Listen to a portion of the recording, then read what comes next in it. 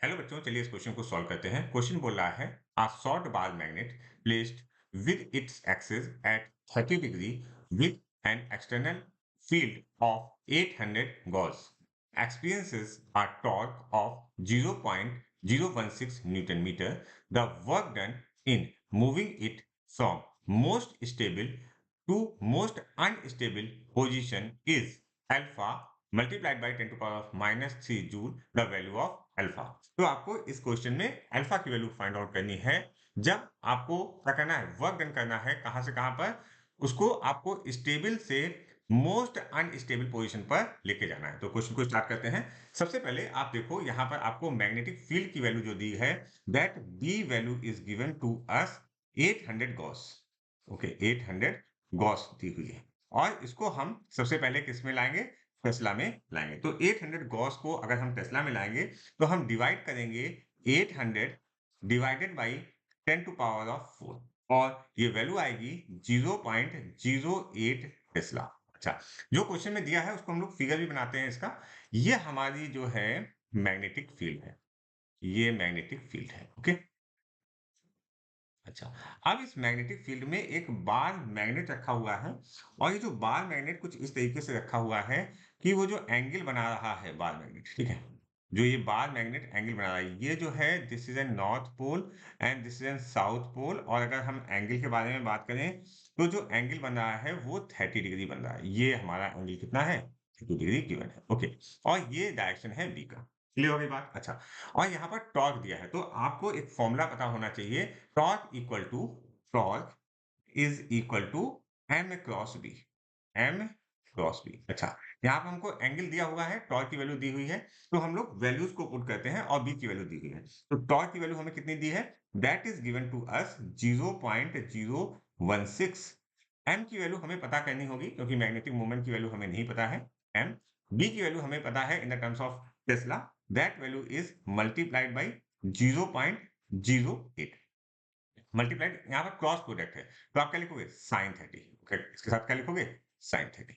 अच्छा, साइन 30 की वैल्यू क्या आएगी, साइन 30 की वैल्यू अगर आप कैलकुलेट करने की कोशिश करोगे तो साइन 30 की वैल्यू होगी 1/2। ठीक है, तो यहाँ पर हम डायरेक्टली वैल्यूज को लिखने की कोशिश कर रहे हैं, that's why 0.016 is equal to 0.04 M. ठीक है, तो हम इनको सिंपल रीअरेंज करते हैं और m की value find out, magnetic moment की वैल्यू फाइंड आउट करेंगे। तो m इज इक्वल टू, हम ऐसे इसको ब्रेकआउट करके लिखेंगे, 0.1 multiplied by 0.4 multiplied by 0.4 upon क्या लिखेंगे, अपॉन लिखेंगे 0.04। ओके, तो अगर आप इसको सही से सॉल्व करोगे तो ये पॉइंट और ये पॉइंट कैंसिल आउट हो जाएगा और ये पॉइंट भी कैंसिल आउट हो जाएगा। तो ये टर्म कैंसिल आउट हो जाएगा और m की वैल्यू हमारे पास यहाँ पर आ जाएगी, that is 0.4 ampere metre square. तो मैग्नेटिक मोमेंट की वैल्यू आ गई 0.4 एम्पियर मीटर स्क्वायर। अच्छा, अब हमसे वर्क डन के बारे में अब हम बात करते हैं। तो वर्क डन होता क्या है, अगर हम वर्क डन के बारे में बात करें तो work done is equal to change in potential energy. Work done is equal to change in potential energy. और ये पोटेंशियल एनर्जी क्या होता है, अगर आपने फॉर्मूले को सही से लर्न करके रखा हुआ है तो पोटेंशियल एनर्जी जिसे हम यू से डिनोट करते हैं, तो यू की वैल्यू जो होगी, that U is equal to minus of M P. ये फॉर्मूला आपने पढ़ा होगा। और इस पर्टिकुलर केस में जो ये है, ये डॉट प्रोडक्ट है, एम डॉट बी। ओके, अब हम बात करते हैं स्टेबल इक्विलिब्रियम के लिए। ठीक है, स्टेबल इक्विलिब्रियम कब होगा, स्टेबल इक्विलिब्रियम होगा जब हमारा B is parallel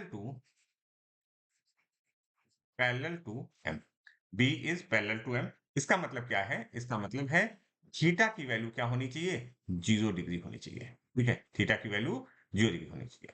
unstable equilibrium का मतलब क्या है, अनस्टेबल का, अनस्टेबल, अनस्टेबल का मतलब है B is anti parallel, B is anti parallel to M. अच्छा, B is anti parallel to M means theta की वैल्यू क्या होनी चाहिए, that theta value is, wait a minute, इसको सही से लिख देते हैं जैसा हमने ऊपर लिखा हुआ है। तो थीटा की वैल्यू यहाँ पर होनी चाहिए, theta is equal to 180 degree. अच्छा, अभी जो कॉन्सेप्ट हमने यूज करना है, ये पूरा यही कॉन्सेप्ट है, ठीक है। वहां पर हमने m की वैल्यू निकाली, अब हम वर्क डन निकालेंगे। तो work done is equal to u at 180 degree, क्योंकि अनस्टेबल इक्विलिब्रियम वाले केस में minus of u of 0 degree means stable equilibrium. अच्छा, अगर हम 180 के बारे में बात करें तो यहाँ पर जो हमारा टर्म आएगा cos 180, cos 180 की वैल्यू, cos 180 की वैल्यू क्या होती है, -1। तो यहाँ पर आप लिखोगे m में भी, okay, minus of u not, मैंने यहाँ पर आप देखो तो हमारा यहाँ पर क्या है, cos 0, और cos 0 की वैल्यू क्या होती है, 1 होती है। तो यहाँ पर आएगा माइनस ऑफ एम बी, ठीक है। ये वैल्यूज आपको समझ में आना चाहिए कि cos 0 की वैल्यू क्या होती है और cos 180 की वैल्यू क्या आती है। तो अगर आप इसको सही से सॉल्व कर दोगे तो ये वैल्यू आ जाएगी 2 of m into B. m क्या है, मैग्नेटिक मूवमेंट, b है मैग्नेटिक फील्ड। अच्छा, तो यहाँ पर 2 मल्टीप्लाइड बाई मैग्नेटिक मूवमेंट की वैल्यू आई थी 0.4, और हमारी b की वैल्यू है 0.08। अच्छा, इसको अगर आप सही से सॉल्व कर दोगे तो ये आया 8 64। ओके, तो ये वैल्यू आ गई 0.064। ओके, वर्क डन है, जूल आएगा, इसको हम लोग थोड़ा सा रीअरेंज करेंगे तो ये वैल्यू आएगी 64 into 10 to power of -3 joule. तो अगर आप इससे कंपेयर करें, ठीक है, यहाँ पर 10 टू पावर ऑफ -3 जूल है और अल्फा, तो यहाँ अल्फा की वैल्यू कितनी आ जाएगी, अल्फा की वैल्यू आ जाएगी 64, अल्फा की वैल्यू आ जाएगी 64। तो यहाँ पर आंसर कितना आएगा, अल्फा की वैल्यू आ जाएगी 64। सो 64 is the answer for this question.